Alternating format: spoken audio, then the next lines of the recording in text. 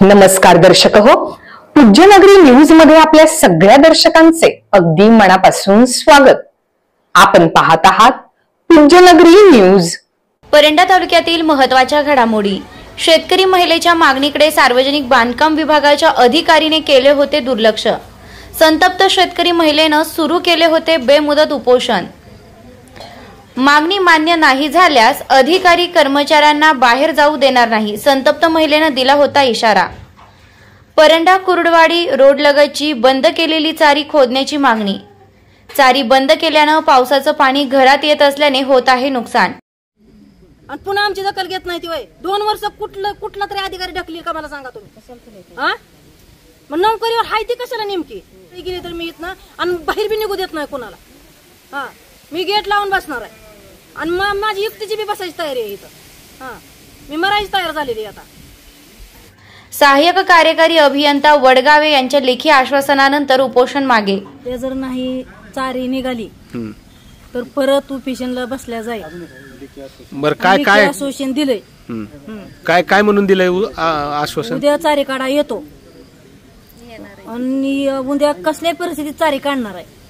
आणि उद्या जर नाही काढली चारी तर मी परवा दिवशी हाय उपोषण धरून बसणार आहे। आता माग तात्पुरतं ती चारी काढतो म्हणून मी माग घेतलेलं तुमचं ऐकून। महालक्ष्मी कन्स्ट्रक्शन विना रॅम्प 50 फूट विहीर व शेततळ्याचे खोदकाम योग्य दरात करून मिळेल। पत्ता वडनेर, तालुका परंडा, संपर्क 907542 आता बातमी विस्ताराने। परंडा तालुक्यातील लुंगशे वस्ती येथील परंडा कुर्डवाडी रोडलगतची बंद केलेली चारी खोदून नुकसान टाळावे या मागणीसाठी मंगल चव्हाण यांच्यासह शेतकरी महिलांनी सोमवार दिनांक 28 जुलै रोजीपासून सार्वजनिक बांधकाम विभागाच्या कार्यालयासमोर बेमुदत उपोषण सुरू केले होते। गेल्या 2 वर्षापासून परंडा येथील सार्वजनिक बांधकाम विभागाच्या कार्यालयात लेखी तक्रार दाखल करून अधिकारी कारवाई करत नसल्याने संताप व्यक्त करण्यात येत होता। रोड लगतची चारी बंद पडल्याने पावसाचं पाणी घरात व द्राक्ष बागेत जाऊन नुकसान होत असल्याने तात्काळ चारी काढण्यात यावी या मागणीसाठी उपोषण सुरू केले होते।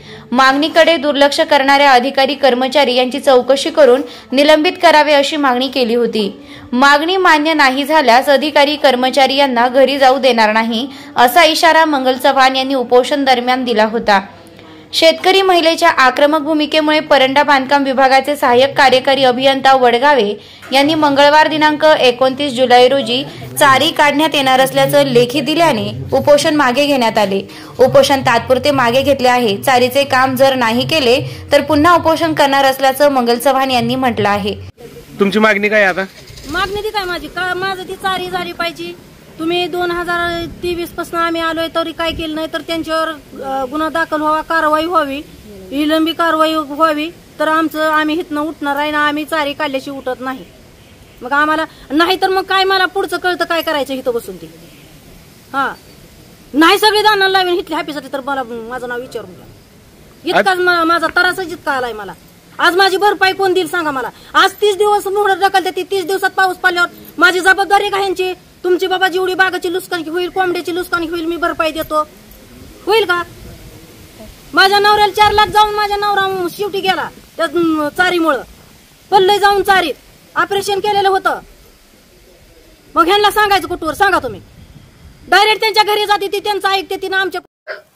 चालू घडामोडींचे अपडेट्स जाणून घेण्यासाठी आपल्या पूज्यनगरी न्यूजला सबस्क्राईब जरूर करा, लाईक करा, शेअर करा व कमेंट देखील करा। बेल आयकॉनवर प्रेस करा व नोटिफिकेशन्स मिळवा।